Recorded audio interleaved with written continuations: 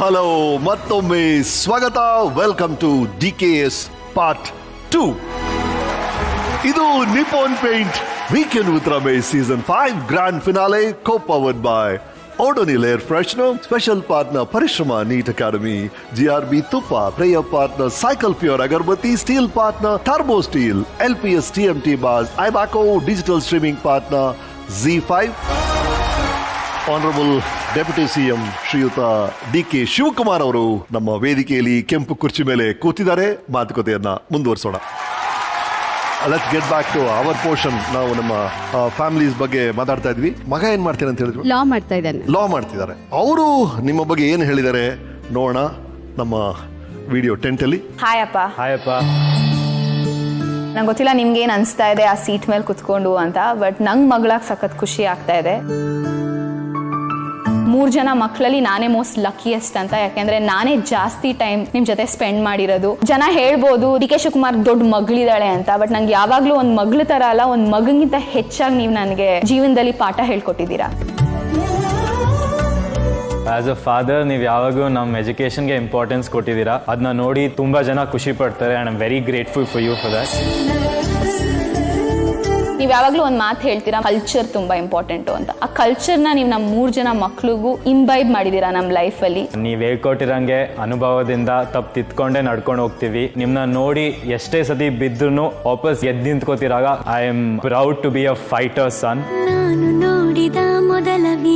ಇವತ್ ಜನ ಬಂಡೆ ಅಂತ ಕರಿಬಹುದು, ಬಟ್ ಆ ಬಂಡೆ ಫಾರ್ಮ್ ಆಗಕ್ಕೆ ಎಷ್ಟು ದಿವಸ ತಗೊಂಡಿದೆ ಅಂತ ನಾವು ಚಿಕ್ಕ ವಯಸ್ಸಿಂದ ನೋಡಿದೀವಿ. ಅಂಡ್ ಆ ಬಂಡೆ ಏನಾಗುತ್ತೆ ಏನ್ ಮಾಡುತ್ತೆ ಅಂತ ಜನ ಎಷ್ಟು ಕ್ಯೂರಿಯಸ್ ಆಗಿದಾರೋ ಅಷ್ಟೇ ಕ್ಯೂರಿಯಸ್ ಆಗಿ ನಾವೆಲ್ಲ ಫ್ಯಾಮಿಲಿ ಮೆಂಬರ್ಸ್ ಕಾಯ್ತಾ ಇದೀವಿ. You always be my hero. We all love you a lot. Wishing you all the very best. We all want to see you always happy and smiling. Wishing you all the best, Appa, for everything you want to do in future. We love you. Appa, I love you, Appa. Many. Welcome, Aishwarya avare. Wow, thank you so much for coming. Thank you. She is such a dynamite, sir. Credit goes to him. ಅದೇ ಬಹಳ ಅದ್ಭುತವಾಗಿ ನೀವು ಹೇಳಿದ್ರಿ. ಬಂಡೆ ಅಂತ ಹೇಳಿದ್ರ, ಬಂಡೆ ಆಗಕ್ಕೆ ಏನೇನಾಗಿದೆ ಅಂತ ನಾವು ಬಹಳ ಹತ್ತಿರದಿಂದ ನೋಡಿದೀವಿ ಅಂತ. Share us more. ಆಕ್ಚುಲಿ ನಾವು ಚಿಕ್ಕ ವಯಸ್ಸಲ್ಲಿ ನಮ್ಮನ್ನ ಕೂರಿಸ್ಕೊಂಡು 3 ಜನ ಮಕ್ಕಳು ನಮ್ಮ ಅಪ್ಪ ಯಾವಾಗಲೂ ಹೇಳೋರು, ಮೋಸ್ಟ್ ಇಂಪಾರ್ಟೆಂಟ್ ಡೇ ಯಾವ್ದು ಮಕ್ಕಳ ನಿಮ್ಮಲ್ಲಿ ಅಂತ ಕೇಳೋರು. ನಮ್ಮ ಅಮ್ಮನೂ ಕೇಳೋರು, ನನ್ನೂ ಕೇಳೋರು, ನನ್ನ ತಂಗಿನೂ ಕೇಳೋರು, ನನ್ನ ತಮ್ಮನೂ ಕೇಳೋರು. ನಾವು ಅವಾಗ ಹೇಳ್ತಿದ್ವಿ, ನಮ್ಮ ಅಮ್ಮನ ರೇಗಿಸ್ತಿದ್ವಿ ನಾವು, ನಿನ್ನ ಮಗ ಹುಟ್ಟಿದ ದಿವಸನೇ ನಿಂಗೆ ಮೋಸ್ಟ್ ಇಂಪಾರ್ಟೆಂಟ್ ಡೇ ಅಂತ. ನಮ್ಮ ಅಪ್ಪ ನಂಗೆ ನಗ್ತಿದ್ರು. ಅವಾಗ ನಾವೆಲ್ಲ ಒಂದೊಂದು ದಿವಸ ಕೊಡ್ತಿದ್ವಿ. ನಮ್ಮ ಅಪ್ಪ ಅವಾಗ ತಿರುಗ್ಬಿಟ್ಟು ನಮ್ಗೆ ಹೇಳಿದ್ರು, ಸೇಯಿಂಗ್ ದಟ್ ಇವತ್ತೇನಿದೆಯಲ್ಲ ಮಕ್ಕಳ, ಅದು ಮೋಸ್ಟ್ ಇಂಪಾರ್ಟೆಂಟ್ ಡೇ. ನಿನ್ನೆ ನಾವೇನು ಮಾಡೋಕ್ಕಾಗಲ್ಲ, ಮುಂದಿನ ನಾವೇನು ಮಾಡೋಕ್ಕಾಗಲ್ಲ, today is the most important day ಅಂತ. ಜೀವನದಲ್ಲಿ ನಮ್ಮ 3 ಜನ ಮಕ್ಳಿಗೂ ಅದನ್ನ ಅನುಭವಿಸಕ್ಕೆ ನಮ್ಗೊಂದು ಅವಕಾಶ ಕೊಟ್ಟಿದ್ದಾರೆ. ಏನು ಅಂದರೆ ದೇವ್ರು ಬರೀ ಅವಕಾಶ ಕೊಡ್ತಾನೆ ಮಕ್ಕಳ, ಆ ಅವಕಾಶನ ನೀವು ಹೆಂಗೆ ಉಪಯೋಗಿಸ್ಕೊತೀರಾ ಅನ್ನೋದು ನಿಮ್ಮ ಕೈಲಿರೋದು. ಸೊ ಅವಕಾಶನ ನೀವು ಕಷ್ಟಪಟ್ಟು ಉಪಯೋಗಿಸ್ಕೊಬೇಕು. ನಾನು ಅಷ್ಟೇ ನಿಮ್ಗೊಂದು ಅವಕಾಶ ಕೊಡ್ಬೋದು, ಆ ಅವಕಾಶನ ನೀವೇನು ಮಾಡ್ತೀರಾ ಅನ್ನೋದು ನಿಮ್ಮ ಕೈಲಿದೆ ಅಂತ ಯಾವಾಗಲೂ ಹೇಳ್ತಾರೆ. ಸೊ ನಮ್ಮ ಅಪ್ಪ ನನಗೆ ಜೀವನದಲ್ಲಿ ತುಂಬ ಅವಕಾಶಗಳು ಕೊಟ್ಟಿದ್ದಾರೆ. So all credits to him. He is my hero. ನಮ್ಮ ಅಪ್ಪ is a very traditional cultural man ಅಲ್ವಾ? ತುಂಬಾ ದೇವ್ರ ಮನೆ ಕ್ಲೀನ್ ಮಾಡಬೇಕು ನೀವೇ ಅಂತಾನೂ ನಮ್ಗೆ ಹೇಳ್ಕೊಟ್ಟವ್ರು. ಸೊ ಅಷ್ಟು ಟ್ರೆಡಿಷನಲ್ ಮ್ಯಾನ್. ಇವತ್ತು ಕೂಡ ನಮ್ಮ ಅಪ್ಪ ಮನೆಯಿಂದ ಈಚೆ ಹೋಗೋಕ್ಕಿಂತ ಮುಂಚೆ ದೇವ್ರ ಮನೆಗೆ ಹೋಗಿ ದೇವ್ರನ್ನ ನಮಸ್ಕಾರ ಮಾಡಿ ಪೂಜೆ ಮಾಡಿ ಈಚೆ ಹೋಗೋದು. ಎಲ್ಲೇ ಇರ್ಬೋದು, ಎಲ್ಲೇ ಹೋಗ್ತಿರ್ಬೋದು. ಸೊ ಅದನ್ನ ಕಲ್ತಿ ನೋಡಿ ನಾವು ಬೆಳೆದಿದ್ದು. ರೈಟ್. ನಿಮ್ಮ ತಂಗಿ ಆಭರಣ ಅವ್ರ ಬಗ್ಗೆ ನೀವೇ ಹೇಳಿ ಸರ್. ಇವರಿಬ್ರು ಸ್ವಲ್ಪ ಬಹಳ ಬೋಲ್ಡ್ ಇದೆ. ಅವಳು ಬುದ್ಧಿವಂತ ಇದ್ದಾಳೆ. ಅವಳು she wanted to become a doctor. Okay.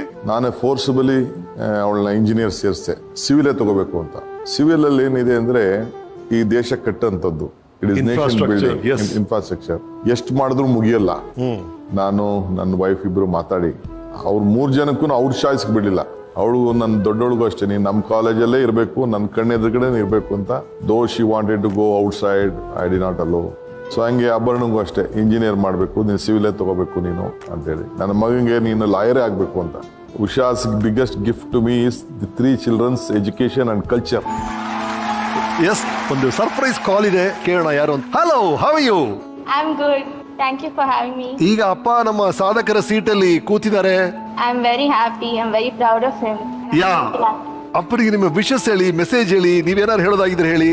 No, I just want to wish him all the best. ಅವ್ರದ್ದು ಏನೇನು ಆಸೆ ಇದೆ ಅದೆಲ್ಲ ಫುಲ್ಫಿಲ್ ಆಗಲಿ ಅಂತ ನಂದು ಆಸೆ. ಈಗ ತಾನೇ ಐಶ್ವರ್ಯ ಹೇಳ್ತಾ ಇದ್ರು ಏನೇನೆಲ್ಲ ಕಲ್ತ್ರು ಅಪ್ಪನಿಂದ ಅಂತ. ಬಹಳ ಫ್ಯಾಸಿನೇಟಿಂಗ್ ಥಿಂಗ್ಸ್. ನೀವ್ ಕಲ್ತಿದ್ದು ಏನಾದ್ರು ಹೇಳೋ ತರ ಇದ್ರೆ ದಯವಿಟ್ಟು ಹಂಚ್ಕೊಳ್ಳಿ. ಅಪ್ಪ ಯಾವಾಗ್ಲೂ ನಮ್ಗೆ ನಮ್ ಕಲ್ಚರ್ ಮತ್ತೆ ಟ್ರೆಡಿಷನಲ್ ಇನ್ಸಿಸ್ಟ್ ಮಾಡ್ತಾರೆ. ಸೊ ಅವ್ರು ಯಾವಾಗ್ಲೂ ಹೇಳ್ತಾರೆ ಲೈಫ್ ಅಲ್ಲಿ ಎಷ್ಟೇ ಅಚೀವ್ ಮಾಡಿದ್ರು ನಮ್ ಕಲ್ಚರ್ ಮತ್ತೆ ನಮ್ ಟ್ರೆಡಿಷನ್ ಯಾವತ್ತೂ ಬಿಟ್ಕೊಡ್ಬಾರ್ದು ಅಂತ. So I think that's very important life skill ಅವ್ರು ನಮ್ಗೆ ಹೇಳ್ಕೊಟ್ಟಿರೋದು. Yes, thank you so much for being on the show. Thank you. Thank you. Right, ನಿಮ್ಮ ಮಗ ಆಕಾಶ್ ಕೆಂಪೇಗೌಡ ಅವರು ಅವ್ರಿಗೆ ಲಾಯರಿಂಗ್ ಓದ್ತಾ ಇದ್ದಾರೆ ಅಂತಿಲ್ಲ, ಅವರು ಮಾರ್ಕ್ಸ್ ಕಾರ್ಡ್ಗೆ ಸೈನ್ ಮಾಡೋಕ್ಕೂ ನೀವು ಸಿಗ್ತಾ ಇರ್ಲಿಲ್ವಂತೆ. He had to wait. The biggest mistake in my life is that I could not give them time. Exactly. They could not feel my love. Though I love them, they could not feel my love. So ಅವ್ರಿಗೆ ನನ್ನ ಹೆಂಡತಿ she took care of them well. ಮನೆಯಲ್ಲಿ ನಾನು ಹೇಳ್ತೀನಲ್ಲ, ಅಧಿಕಾರ ಇದ್ದ ಮನೆಯಲ್ಲಿ, ಹಣ ಇದ್ದ ಮನೆಯಲ್ಲಿ ಭಾಳ ಕಷ್ಟ ಮಕ್ಕಳನ್ನ ಕಂಟ್ರೋಲಲ್ಲಿ ಇಡೋದು. So in that way she was very cautious. ದೇವ್ರು ನನಗೆಲ್ಲ ಶಕ್ತಿ ಭಾಳ ಚಿಕ್ಕ ವಯಸ್ಸಿನಲ್ಲೇ ಕೊಟ್ಬಿಟ್ಟಿದ್ದ ಅಂತ ನಿಮಗೆ ಮೊದಲೇ ಹೇಳಿದ್ರು. ನನ್ನ ವೈಫು ಕೂಡ ನನ್ನ ಕಷ್ಟನೂ ನೋಡಿದ್ದಾಳೆ, ಸುಖನೂ ನೋಡಿದ್ದಾಳೆ. ಹೀಗೆ ನನ್ನ ಮಕ್ಕಳಿಗೆ ಒಂದು ಶೇಪ್ ಮಾಡಿದಾಳಲ್ಲ, ಇಡೀ ಸಮಾಜ ನನ್ನ ಮಕ್ಕಳ ಬಗ್ಗೆ ಗುರುತಿಸ್ತಾರೆ. The value, the culture. ನಾನು ಆಗಾಗ ಹೇಳ್ತಾ ಇರ್ತೀನಿ, if you forget your root you will not get the fruit ಅಂತ. ಸೊ ಹಂಗೆ ನಮ್ಮ ವ್ಯಾಲ್ಯೂ, ನಮ್ಮ ಕಲ್ಚರ್ ಎಷ್ಟೇ ಇದ್ರು ಕೂಡ ಮಕ್ಕಳು ಕಾಸ್ಟ್ಯೂಮ್ಸ್ ಬಗ್ಗೆ ಕೂಡ I am very cautious on that point. I been telling my wife, ಏನಾದ್ರು ನನ್ನ ಎದುರುಗಡೆ ಯಾವ್ದಾದ್ರು ಒಂದಿನ ಕಾಸ್ಟ್ಯೂಮ್ಸ್ ಇತ್ತು ಅಂತಂದ್ರೆ ಕರೆದು ಯು ಹ್ಯಾವ್ ಟು ಸೆಟರೇಟ್ ದಿಸ್ ಅಂತ. ಸೊ ಆ ರೀತಿ ವಿ ಹ್ಯಾವ್ ಮೋಲ್ಡೆಡ್ ದೆಮ್. ಅವರು ನಾನು ಏನ್ ಹೇಳಿದ್ರು ಯಾರೂ ನಮಗೆ ಎದುರು ಉತ್ತರ ಹೇಳಿಲ್ಲ. ಈಗ ಸ್ವಲ್ಪ ನನಗೆ ಬುದ್ಧಿ ಹೇಳಕ್ ಬರ್ತಾರೆ. ಇಲ್ಲಿ time is there because age change ಆಗಿದೆ. We have to come to the, ನಾವಿನ್ನ ಹಳೆ ಥಿಂಕಿಂಗ್ ಅಲ್ಲಿ ಇದ್ದೀವಿ, ಈಗ ಅವ್ರು ಹೊಸ ಥಿಂಕಿಂಗ್ ಅಲ್ಲಿ ಇದ್ದಾರೆ. ಈಗ ಸ್ವಲ್ಪ ನನಗೆ ಇವಳು ಮಾತ್ರ ಬೇರೆಯವ್ರಿನ್ನ ಹೇಳೋ ಶಕ್ತಿ ಬಂದಿಲ್ಲ. ಫಾರ್ ಪೊಲಿಟಿಕಲ್ ರೀಸನ್ಸ್ ನನ್ನ ಜೈಲಿಗೆ ಹಾಕಿದ್ರು, ಕೇಸ್ ಹಾಕಿದ್ರು. ನಾನು ಯಾರಿಗೂ ಮೋಸ ಮಾಡಲಿಲ್ಲ, ಯಾರಿಗೂ ತೊಂದರೆ ಮಾಡಿಲ್ಲ, ಯಾರಿಗೂ ಕೆಟ್ಟದ್ದು ಬಯಸೋನಲ್ಲ. ಬಟ್ ಅಂದ್ರೂ ಮಾಡಿದ್ರು. ಬಟ್ ನಾನು ಯಾವತ್ತೂ ಎದೆ ಗುಂದ್ಲಿಲ್ಲ. 2 ದಿನ ಮಾತ್ರ ನನಗೆ ಜೈಲಲ್ಲಿದ್ದಾಗ ಮನಸ್ಸಿಗೆ ನೋಯ್ತು. ಆಗ ಆ ಸಂದರ್ಭದಲ್ಲಿ ಇವ್ರು ತೆಗೆದುಕೊಂಡಂಥ ದಿಟ್ಟು ನಿಲುವು, ಧೈರ್ಯ, ಹೋರಾಟ, ಛಲ, ಮಾನಸಿಕವಾದಂಥ ಹಿಂಸೆ, many of them did not give our moral support also. But ಭಾಳ ಜನ ಹೊರಗಡೆಯಿಂದ ಬಂದು ಅವಳಿಗೆ ಧೈರ್ಯ ಹೇಳಿ, if I name them there are lot of leaders ಬಂದು ನಾನು ಇಲ್ಲದೆ ಹೋದ್ರು ಧೈರ್ಯ ಹೇಳಿ ಕೊಟ್ಟು ಮಾಡಿ ಎಲ್ಲ ಬೇಕಾದಷ್ಟೆಲ್ಲ ಹೆಲ್ಪ್ ಮಾಡಿದ್ದಾರೆ. ಜೊತೆಗೆ ನನ್ನ ತಮ್ಮ is a big strength of me. Suresh is a big backbone of me. So ಜೊತೆಗೆ ಇಂಪಾರ್ಟೆಂಟ್, ನಾನು ಸ್ಟಾರ್ಟಿಂಗ್ ಹೇಳ್ದಂಗೆ ಮಕ್ಕಳದು ಭವಿಷ್ಯ ಇದೆಯಲ್ಲ, ಯಾರು ಪಾಯಿಂಟ್ ಔಟ್ ಮಾಡಬಾರ್ದು. ನಮ್ಮಂಥ ರಾಜಕಾರಣಿಗಳಿಗೆ ಪಾಯಿಂಟ್ ಔಟ್ ಮಾಡಿದ್ರೆ we will become very weak. ಮನೆಯಲ್ಲಿ 100 ಜನ ಹೊರಗಡೆ ನಾವು ಫೇಸ್ ಮಾಡ್ಬೋದು, ಆದರೆ ಮನೆಯಲ್ಲಿ ನಮಗೆ ನೆಮ್ಮದಿ ಇರಬೇಕು. ಸೊ ಆ ಸ್ಟೋರಿಗೆ, ಆ ಪುಸ್ತಕಕ್ಕೆ they are the pages of that book. So ಹಂಗೆ they have suffered and sacrifice a lot for my success. ಜೊತೆಗೆ ಮಕ್ಕಳನ್ನು ನೋಡಿಕೊಂಡು the biggest strength she has given, biggest gift she has given is the 3 children. That 3 children are my gems. So beautiful, sir. ಮತ್ತೆ ಅವ್ರ ಮಾತಲ್ಲಿ ಬಂದಿದ್ದ word suffer, humiliation. Okay, ಒಂದು ಫ್ಯಾಮಿಲಿಯಲ್ಲಿ ಏನೋ ಒಂದು ವಿಷಯ ನಡೀತೆ, ಪ್ರತಿ ಫ್ಯಾಮಿಲಿಯಲ್ಲಿ ಬೇರೆ ಏನು ನಡೀತೆ, ನಿಮ್ಮ ಫ್ಯಾಮಿಲಿ ಏನೋ ನಡೆದಿದೆ. ಆ ಥರ ನಡೆದಾಗ ನೀವು ಅದನ್ನು ಹೇಗೆ ಫೇಸ್ ಮಾಡಿದ್ರಿ? How was your feeling? How did you come out of it? ಆ ಟೈಮಲ್ಲಿ ಅಪ್ಪನ ಹೋಗಿ ನೋಡಬೇಕು ಅಂತ ನಿಮ್ಗೆ ಅನ್ನಿಸ್ತಂತೆ, ಹೋದ್ರಂತೆ, ನಮಗೆ ಗೊತ್ತಿರೋ ಪ್ರಕಾರ ಅದ್ರ ವಿಷಯ ಹೇಳಿ. ನಮ್ಮ ಅಪ್ಪ ನಮ್ಮನ್ನ ಸಖತ್ ಪ್ರಿಪೇರ್ ಆಗೇ ಜೀವನದಲ್ಲಿ ಬೆಳೆಸಿದ್ರು. ಟೈಮ್ ಕೊಡದೇ ಇರ್ಬೋದು, ಬಟ್ ಸಿಕ್ಕ ಟೈಮಲ್ಲಿ ಏನು ಹೇಳಬೇಕು ಅನ್ನೋದು ನಮಗೆ ತಲೆಯಲ್ಲಿ ತಟ್ತಿತ್ತು. ಸೊ ಯಾಕೆಂದರೆ ನಂದೇ ಕಾಲೇಜ್, ಅವ್ರದ್ದೇ ಕಾಲೇಜ್ಗೆ ಹಾಕಿದ್ರಲ್ಲ, ನಂಗೆ ಆ್ಯಕ್ಚುಲಿ ಇಷ್ಟ ಇರಲಿಲ್ಲ. ಸಖತ್ ಹಿಂಸೆ, ಗಲಾಟೆ ಮಾಡಿ ಹಾಕಿದ್ರು. ನಾನು ಜಗಳ ಆಡಬೇಕಾದ್ರೆ ಹೇಳಿದ್ರು, ನಂದೇ ಒಂದು ಕಾಲೇಜ್ ಇರಬೇಕಾದ್ರೆ ನನ್ನ ಕಾಲೇಜಿಗೆ ನೀನು ಇನ್ಸಲ್ಟ್ ಮಾಡ್ತೀಯ ಅಲ್ವಾ ಮಗಳೇ, ನೀನು ಸೇರ್ಕೊಳ್ಳಿಲ್ಲ ಅಂದರೆ ಅಂತ ಇಬ್ಬರು ಕನ್ವಿನ್ಸ್ ಮಾಡ್ಬಿಟ್ಟು ಹಾಕಿದ್ರು. ಆಲ್ಮೋಸ್ಟ್ ಫಸ್ಟ್ 1 ವಾರಕ್ಕೆ ಓಡಿ ಬಂದೆ ಅನ್ಸುತ್ತೆ ನಾನು ಸೇರ್ಕೊಳ್ಳಲ್ಲಪ್ಪ ಅಂತ. ಯಾಕೆಂದರೆ ಅಲ್ಲಿ ಕಾಲೇಜ್ಗೆ ಹೋದಾಗ ಪ್ರತಿ ಸತಿನೂ ನನಗೆ ಜನ, ಇವಳು ಚೇರ್ಮನ್ ಮಗಳು ಅದಕ್ಕೆ ಓದ್ತಾ ಇದ್ದಾಳೆ, ಲೈಕ್ ಇವ್ರು ಹೇಳೋರು ಮಾರ್ಕ್ಸ್ ಅಂತ. ಬಟ್ ನಾನು ಎಷ್ಟೇ ಮಾರ್ಕ್ಸ್ ತೆಗೆದ್ರು ಅದ್ರ ವ್ಯಾಲ್ಯೂ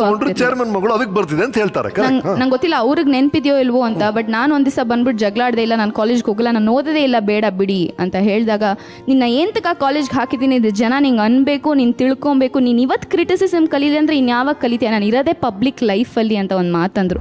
ನಂಗೆ ಅದು ತಟ್ಟು, ನಾನು ವಾಪಸ್ ಹೋದೆ. ಜನ ಇನ್ನೂ ಅನ್ನೋರು, ಆದರೂ ನಾನು ಕಂಟಿನ್ಯೂ ಮಾಡಿದೆ. 4 years ನಾನು ಕಾಲೇಜಲ್ಲಿ ಓದೋದು ಪಾಠ ಕಲ್ತ್ನೋ ಇಲ್ವೋ, ಜನ ನನ್ನ ಬಗ್ಗೆ ಮಾತಾಡಿದ್ರು ನಾನು ಹೆಂಗೆ ನನ್ನ ಮೇಲೆ ನಾನು ಫೋಕಸ್ ಮಾಡಬೇಕು ಅನ್ನೋದು ನಮ್ಮ ಅಪ್ಪ ನಂಗೆ ಅವತ್ತು ಹೇಳ್ಕೊಟ್ರು. ಸೊ ಅದು became the base to me facing whatever I had to face in my life. ಮತ್ತೆ ಡೆಂಗು ಬಂತಂತೆ, ಅದರಿಂದ ಮಾರ್ಕ್ಸ್ ಬರ್ಲಿಲ್ವಂತೆ? ಇಲ್ಲ, ಡೆಂಗ್ಯೂ ಬಂತು. ಅವತ್ತು ನಾವಪ್ಪ ಎಜುಕೇಷನ್ಗೆ ಎಷ್ಟು ಇಂಪಾರ್ಟೆನ್ಸ್ ಕೊಡ್ತಾರೆ ಅಂತಂದರೆ, ಡೆಂಗ್ಯೂ ಬಂದಿತ್ತು, ನಾನು ಹೋಗಿ ಫೈನಲ್ ಎಕ್ಸಾಮ್ ಬರೀಬೇಕು. ನಾವಪ್ಪ ಅಮ್ಮನ ಕೇಳಿದಾಗ ಹೋಗಿ ಎಕ್ಸಾಮ್ ಬರೆದ್ಬಿಡು ಮಗಳೇ ಅಂದರು.